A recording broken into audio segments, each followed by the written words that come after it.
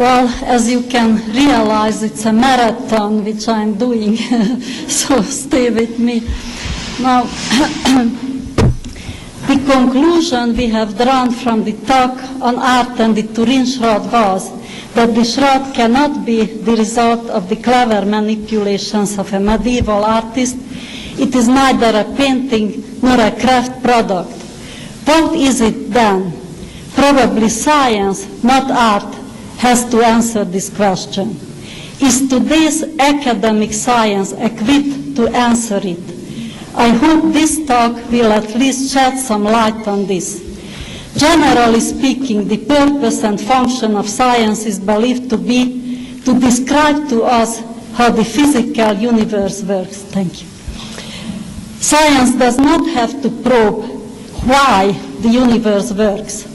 Out of this proceeds that we break up the problems of the physical universe into a number of partial theories which do not unite very well into a whole because of the lack of a fundamental principle. Never mind the possible existence of a spiritual and non-matter extension of the universal creation, since science is not ready to admit that creation has a spiritual extension.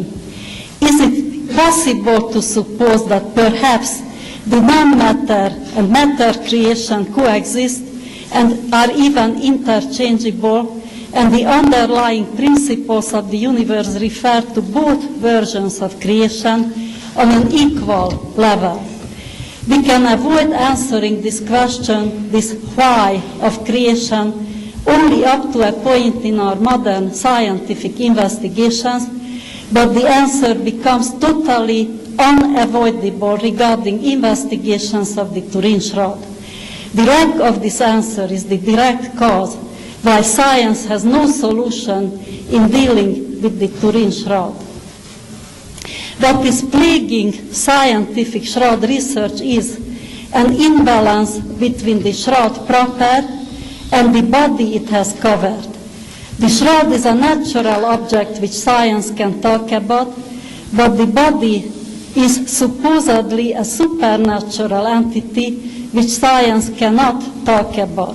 Yet whatever happened to that body is the originator and cause of the image on the cloth. I must ask, how do we suppose to know the results if we have to avoid their cause? So it proceeds that professional sounding statements are made about phenomena existing on or about the shroud, but pseudoscience comes into the picture when some scientists describe the body. It seems the image on the cloth is the result of a dehydration of the fibers, a light scorch. Even more strain is put by this on the description of a dead body, which is capable of scorching a cloth. All these are entirely not the fault of science. It is equally the fault of popular theology, not real theology, of course. Something very faulty crept into the very core of our thinking, well expressed by this otherwise superb painting by Raphael. It is an absolute division between what could be conceived as the matter world and the non-matter world, a world hopelessly designated as supernatural and therefore unreachable. An unbelievably bad piece of art by Blake, a perfect expression of that aimless, unreasonable ecstasy with swirling bodies, which popularized theology would doom to be supernatural. It is something which science could not touch with a 10-foot pole. Whenever bad theology and common belief call the non-matter creation supernatural, one half of creation is placed hopelessly and tragically out of the reach of science and its expertise. When the body wrapped into the shroud is placed into that category, we are in deep trouble. Matter and non-matter coexist, they are interchangeable. Together they form the whole of creation, from a very simple to the infinitely complex in incredible dimensional flights. Thus, nothing falls out of the scope of science. If the resurrection exists, it is the logical conclusion of the totality of creation, nature extended to its utmost limits. Instead of a singular miracle, the resurrection must be the underlying principle of creation, hidden in every grain of it, culminating in a hyper-accumulation of it in a tomb, and from there on unfolding in time toward the logical, superb conclusion.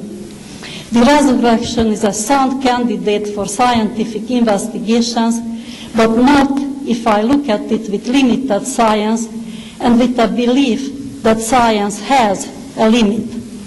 The mystery of the Turin Shroud may not be resolved through the now respectable structure of academic physics. In fact, its nature indicates that it belongs to a far more advanced physics and to another, more advanced structure of the universe, already somewhat within the vision of daring minds, pioneering new branches of physics and cosmology. Before we turn to pseudoscience to describe the body once wrapped in the shroud and how it caused the image on it, let us search out these advancements and see if they give us the needed answers. One of these is time physics. Time physics and time reversal transformation variance casts a new light on the nature and on the ultimate purpose of the Turin Shroud. This theory does not address itself to the problem how the image on the shroud was mechanically made. Dr. John Jackson's collapse theory gives an excellent, superb description of this process, which I entirely accept, and my congratulations go to him for very sound scientific work. The scope of the theory presented here is not how, but why was the image made. What is the structure of the particular physics which will allow or even necessitate the formation of the extraordinary image on the Turin Shroud and which overtook the body wrapped in it? Obviously, if the Turin Shroud would be a man-made item, then science would be entirely free to draw any kind of conclusions. I think I missed it. Yes. Starting out from this point of view, one does not get too far with cohesive answers. Approaching it from the purely pious point of view, one reaches the dead end right away. The third method yields the best results, namely, when I do not exclude the resurrection, but approach it as an underlying principle of creation and as a selective and controlling factor regarding all phenomena suggested in connection with the shroud. True, in this case, it seems as if science would not be entirely free to draw just any kind of conclusion. The theology of the resurrection, scriptural evidence, and the awesomely important properties of the risen body of Christ will present themselves as controlling factors. But the theoretical physicist already is familiar with similar restrictions placed on his/her work by, for instance, the uncertainty principle itself, the conservation of energy, momentum, charge, spin, strangeness, parity, etc. He/she also learned from experience that these restrictions are actually the narrow gates through which the truth of science is reached. Similarly, the slight control which the resurrection as an underlying principle of creation places on shroud research suddenly yields coherent answers. We live to see that a piece of old cloth, the Turin Shroud, opens our eyes to very advanced physics and upon a new structure of the universe, which ever increasingly becomes the fate of the universe. We have one of the greatest revolutions in science at hand.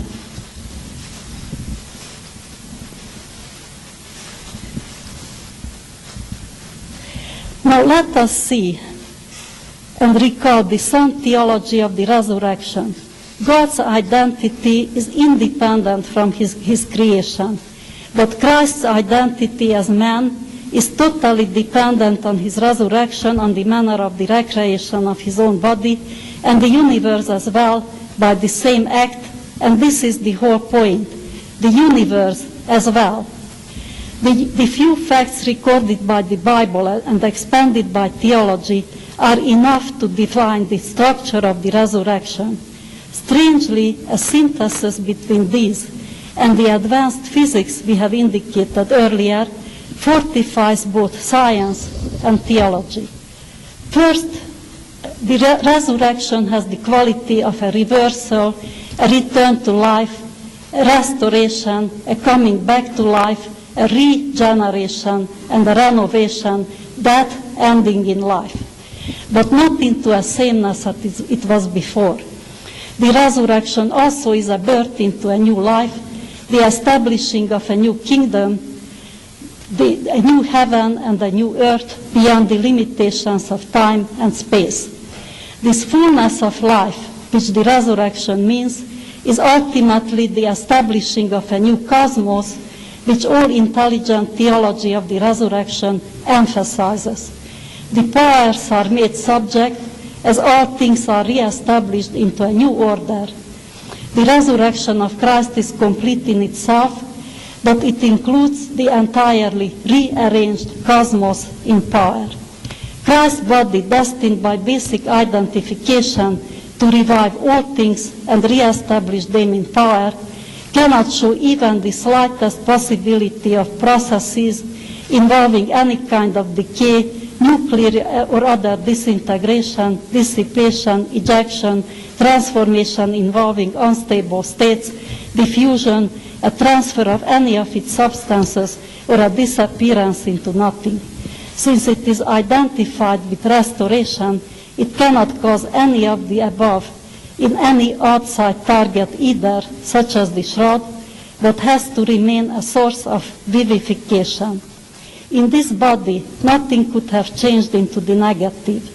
Only laws of nature, and consequently physics and chemistry, which corresponds with this theology of vivification and restructuring, can possibly describe for us the truth and at once point toward the future of science. Entropy is strongly targeted by this. I think it is reasonable to say that the Turin shroud is absolutely unique, and another one could not exist anywhere else in the world through the entire history of the world. I would like to remark, however, that the structure of physics, which may have created the image of the crucified man on the shroud, may not be as exclusive to the shroud as to mean that this type of physics could not and never will exist anywhere else in the universe through its history. But I would have to say that at the moment of coordinate time, when the shroud image came to be, its physics were advanced to the degree of absolute and total anticipation and nearly infinitely condensed at one small spot of the universe in time and space. In the very depth of the known and familiar universe, a universe may be in formation. Its laws precisely describe to us the structure of the very advanced physics, which would allow the conditions for the formation of the extraordinary image on the shroud. The great value of this piece of cloth is that it possibly reveals something to us which ever increasingly become the common fate of the universe and of ours within it. It is just a matter of time. And this is precisely what the matter is, time physics. Let us see then the structure of advanced time physics, which may unlock an unexpected solution to the mystery of the shroud. Earlier we have reviewed the basic theology of the resurrection, and here, for reference, we will briefly review the structure of the universe as we know it, from quarks to cosmology. We will see that the macro changes according to the micro. Fields. A number of qualitatively different quantum fields exist. The cosmos is built from them. Each fills the whole of space. A pair of these fields would interact in various ways. Each field also expresses itself as an elementary particle. These particles are constantly created, annihilated, or transformed into each other. Our image of the solid universe has to be replaced by a concept of resonances between vibrational frequencies. There are many forces in nature, but 4 of them are fundamental enough that the whole cosmos and its structure depends on them. Actually, they are interactions between particles and fields. These interactions are gravity, electromagnetism, the weak interaction, and the strong interaction. The order of the forces is that the electromagnetic force operates on all the charged particles and is responsible for shaping the world around us through electrodynamics, chemistry, the propagation of light, and structuring matter. The color force operates exclusively on quarks, while the strong nuclear force deriving from it operates on quark composites, keeping them captive in the nuclei of atoms. The weak force responsible for beta decay of the nuclei and for the decay of massive elementary particles, such as the K-meson, acts on all particles except the ones with spin 0, 1, and 2. The gravitational force operates on everything and controls the large structure of the universe. The force between 2 particles is transmitted by the exchange of a third particle called a force-carrying particle, the quantum. They are called virtual because the actual act of transmittance cannot be detected. As academic physics describes the basic building blocks of particle physics, they are the electrons and the quarks, creating these beautiful families of particles shown on the diagram. Each of the particles have their antiparticles of the same mass as the particle, but opposite charge, magnetic moment, and spin. Spin means the rotation of a particle about its axis. Placing particles around a charge center, certain particles check out to be doublets and others multiplets. Some of these doublets and multiplets, however, are displaced regarding their ideal charge center. They are called strange particles. We are concerned with one of them for this paper. It is the strange kaon. And this is a very short overview of quantum physics. The great physicist Bohr said, if somebody claims to understand quantum physics, he does not understand it. So if you are not quite clear on this, you are in very good company. Nobody else is either. But now we have an idea about the physical principles we need for this paper and its suggestions. From what we have said before, we can assume that the universe is baryon-oriented, dominated by nucleons and their family. Hydrogen seems to be the dominant element in stars and ultimately galaxies. Whatever happens in the subatomic world to quarks may decide the fate of the macro world. Or would it? Besides neutrinos, virtual particles, strings, exotic particles, and dark matter, which accounts for 92% of matter in the universe, all of which challenge our view of the universe, there is another branch of physics emerging, more unnerving than the others, and that is time physics. It is here that a new solution to the short puzzle might be found. Time was thought to be just an illusion, even by some of the greatest minds. It is, however, very real indeed. The present branches of physics exhibit a lack in understanding the true nature of time, when their mathematics are incapable of incorporating the arrows of time and time's quantum nature. All branches of present physics are time symmetrical. Time can go forward or backward in them, and there is no difference. This, however, does not match the real world, which shows arrows of time. They all point in the same direction and remained up till now unexplained by physics. Time sets the universe irreversibly asymmetrical. The grandest example of the arrow of time is the starry sky, where all the stars are in the past and none in the future. There is no future star on the sky. The most painful personal time arrow is that you are born young and you age. The process is irreversible. You remember the past, you do not remember any future. Roger Penrose suggested the next two time arrows. One is the radiation arrow of time. Radio waves spread outward from a broadcast antenna and are not reabsorbed by the antenna. The quantum arrow of time. Quantum mechanics could be applied to a coin flip.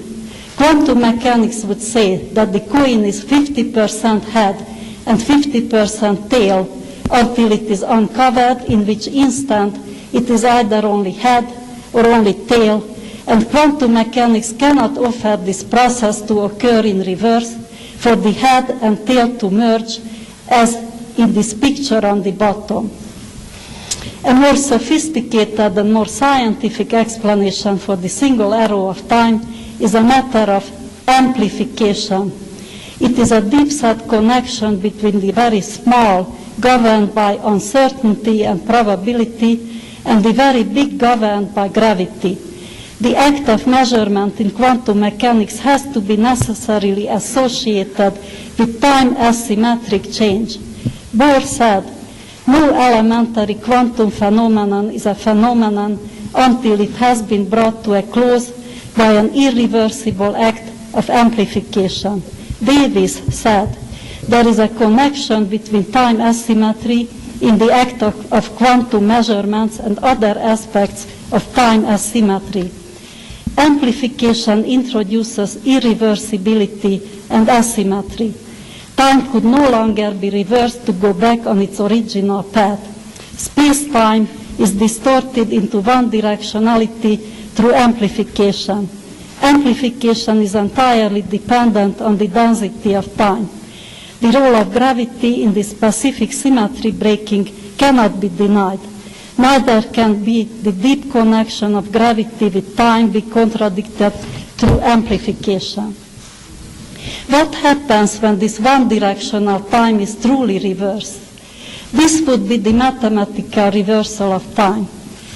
The diver from left to right, coming out of the water again after an accomplished jump, emerging straight up into the air. This does not happen in reality. An even more vivid demonstration that the mathematical reversal of time does not match reality is this. We see a glass of water falling off the corner of the table, then collecting itself again, glass and all. We do not see this happen. Time does not go back on its previous path. Nature seems to maintain beautiful symmetries in structure and operations. By symmetry or invariance it is meant that a law or a quantity in nature remains unchanged, invariant, after some specific transformation, for instance, time reversal. There are two types of symmetries, global and local. Certain qualities and quantities are conserved in these symmetries, and nature as we knew it depended on these conservation principles.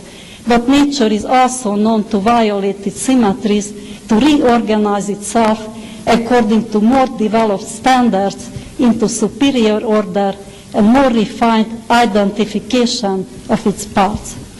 There are three very important symmetries, mirrors, on which the conservation of probability depends, and if these are broken, and this is very important, a whole new structure of physics and the universe would have to emerge.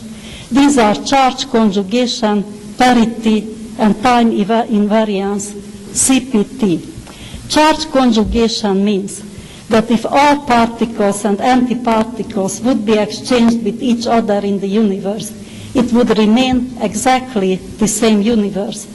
Parity means the right and left-hand symmetry of the universe. If one would exchange the right with the left, a situation with its mirror image, one would not be able to distinguish between the original universe and its mirror image. Time reversal invariance means that the laws of nature would be the same in the forward and backward direction of time. We already have seen that there is something basically wrong with this statement, since time is only one directional. Experimental physics proved all the above statements wrong. In 1956, the Nobel Prize was granted to physicists Li, Yang, and Wu for a history-making breakthrough with the radioactive nucleus of cobalt-60. It was proven in this experiment that the right-left symmetrical parity is violated by the weak force, and therefore parity is not a universal law of nature. The weak force also violates charge conjugation symmetry regarding the neutrino-antineutrino pair. An even greater breakthrough came in 1964. Physicists Fitch and Cronin got the prize for an experiment with the strange meson, the neutral kaon.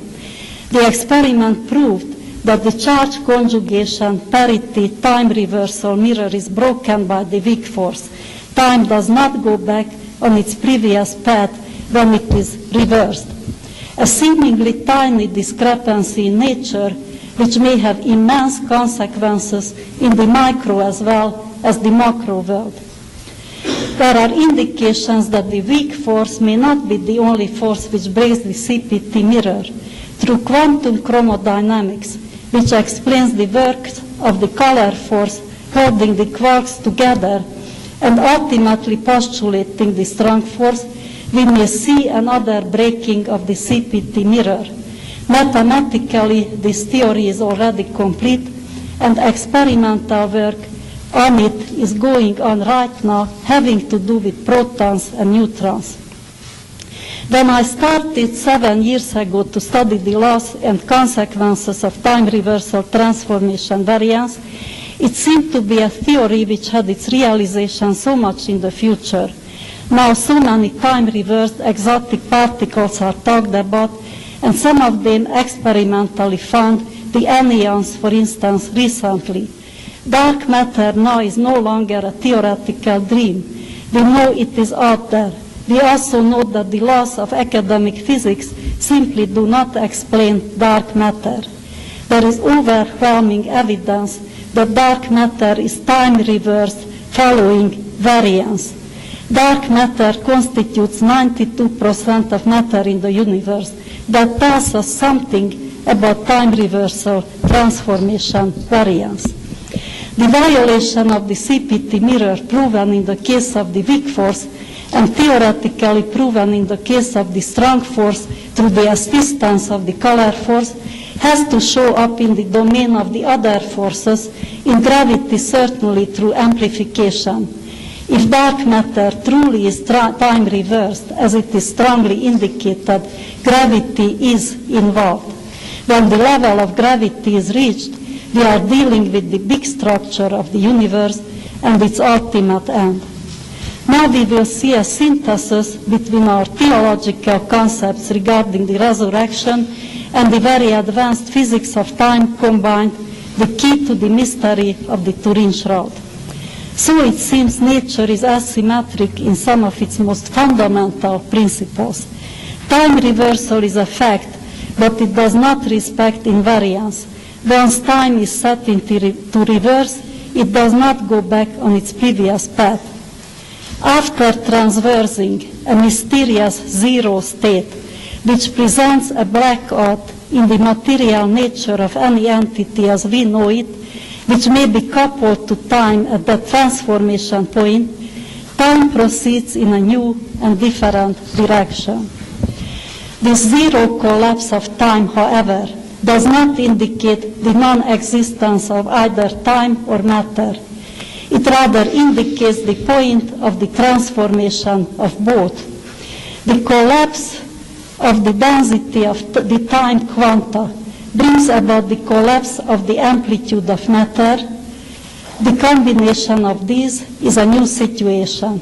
We have to repeat, it is not matter itself which collapses to zero, only magnitude and phase, meaning amplitude. Instead of this indicating an unstable state, as some describe the body wrapped in the shroud, This indicates the most stable state matter can find itself to possess. Energy stabilized and the increase of entropy halted. When time and matter emerges out of this zero collapse, new structures have to emerge.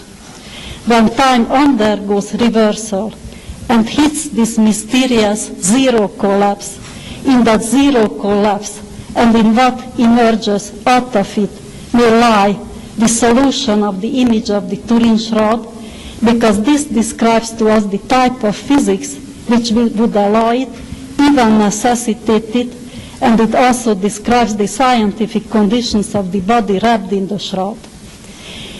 It does through advanced science.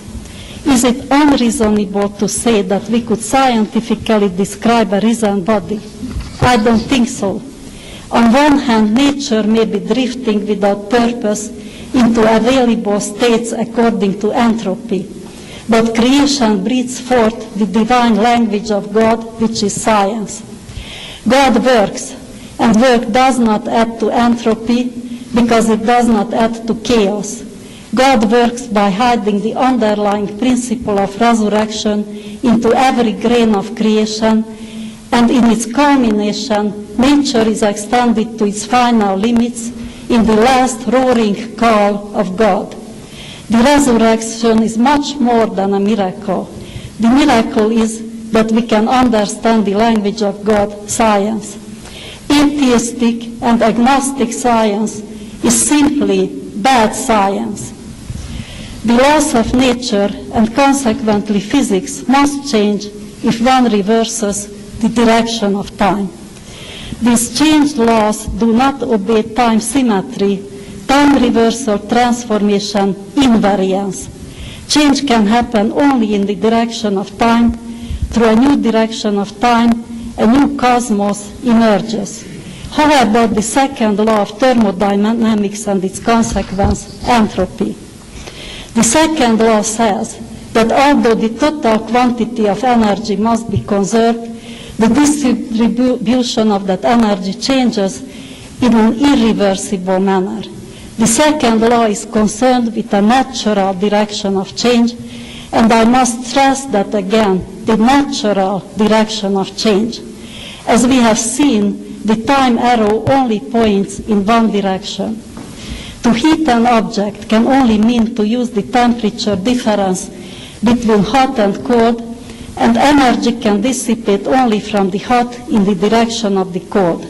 A dead body, for instance, could not scorch a cloth in the realm of the second law, unfolding in the natural direction of quantum time.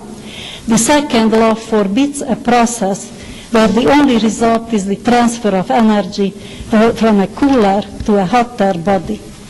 The second law therefore specifies what is unnatural, but does not forbid us to bring about the unnatural by means of a natural change or elsewhere. Otherwise, we could not sit in this air-conditioned room.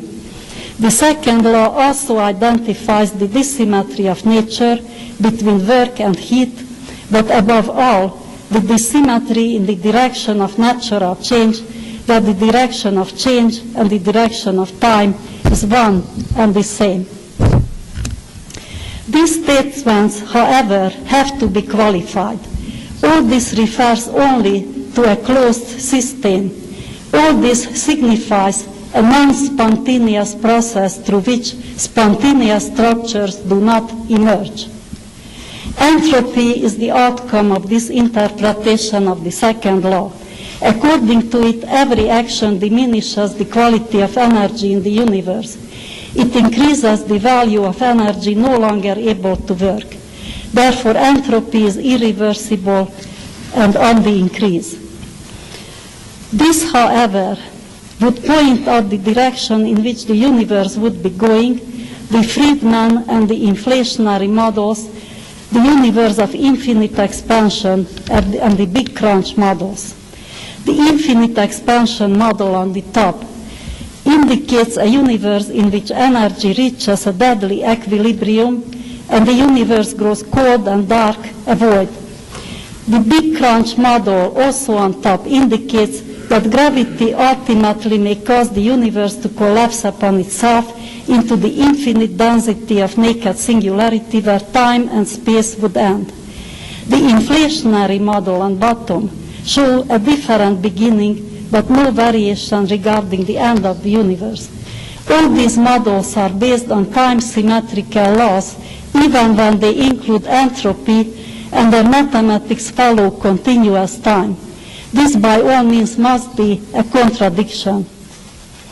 The micro world as well as the macro world both are time asymmetrical, although for slightly different reasons. The universe is time asymmetrical. When experimental physics has shown that time breaks its mirror and is not invariant, meaning that it does not go back on its previous path, it is a much greater complexity than we think, luckily for the Turing rod. We said before, the second law specifies what is unnatural, but does not forbid the unnatural by means of a natural change elsewhere. There is nothing unnatural about the already proven phenomenon of time reversal transformation variance. A local time reversal which is variant is just the natural change in that tomb which allows the unnatural to happen without making the second law invalid. The resurrection is a return to life, but not to the same life. It is a return to a different and superior life, says theology. Time reversal is a reversal. Time turns around through a zero collapse, but what emerges out of it is not the same as before, but new structures form themselves. Isn't this an uncanny match to that which theology itself states in scientific terms? Is the second law cancelled in this? The very opposite. It remains superbly in operation. It will still follow time in its new direction, and change goes in that new direction. Entropy turned around and on the decrease, and how else could a resurrection be allowed? High-quality energy is accumulating. The development of radiant heat radiation is a natural. The light scorch seen on the shroud is naturally allowed. The body, by the laws of time reversal transformation variance, must be at that point a different and superior structure, a new universe. Yet it is not a closed system. After all, it affected the shroud. The third law of thermodynamics states that a complete conversion of heat into work would be possible only at absolute zero. Now we know why the shroud was just lightly scorched and did not burn. We also know that the forming of a universe was demonstrated in the tomb at Jerusalem. A fact science can testify for? I think so. When time breaks its mirror, it does not go back on its previous path. It leaps into another alien direction. In the underlying layers of creation, in the mysterious subatomic world, local time reversals are going on. In the underlying layers of creation, so it seems, a new universe is being formed, a similar change to when the radiation universe was obliged to turn into a baryon-oriented one. The laws of creation may be subtly changed.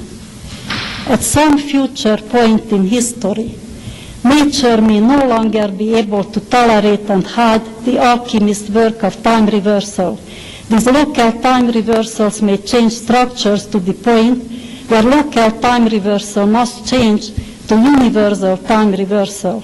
At that point, the universe must undergo a general transformation into a different and a superior one.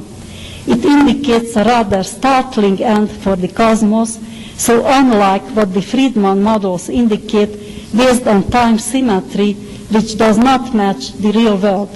A universal transformation seems to be the fate of the present system under the impulse of broken time symmetry invariance. The properties of time reversal transformation variance describe the structure of physics which the Turing shroud may indicate. The small details are missing yet, but we have a skeletal description of a process which defies solution through the loss of the time-symmetrical baryon universe and confronts us at every step with its uniqueness. We see nearly familiar phenomena expressed on it, but somehow always hidden in something else, something superior. The shroud, however, tells us something even more and beyond the unnerving record of one man's crucified death and resurrection, more and beyond the residue of its very advanced physics. We see the introduction of a deliberate and conscious turning point into the very structure of that advanced physics, describing the extraordinary end of the cosmos and the birth of a new one. Heisenberg said, "The future cannot be predicted even in principle. It remains an empty window for us. We cannot remember or enter the future in any way." In the entire cosmic creation, there exists only one window on the future, the Turin Shroud. The Turin Shroud is not what we thought to be. It is far more than what we thought. It is nothing less than the blueprint of the future. This is how much science can say about it. Theology can go just one more step. That past event, the resurrection, which is the future of the end, clearly shown on the shroud, was conceived in the most powerful energy and hope of all, the Caritas Dei, divine love. Love. Quia vado parare vobis locum, ubi sum ego et vos sitis. I am indeed going to prepare a place for you, that where I am, you also will be. John chapter 14. Thank you very much.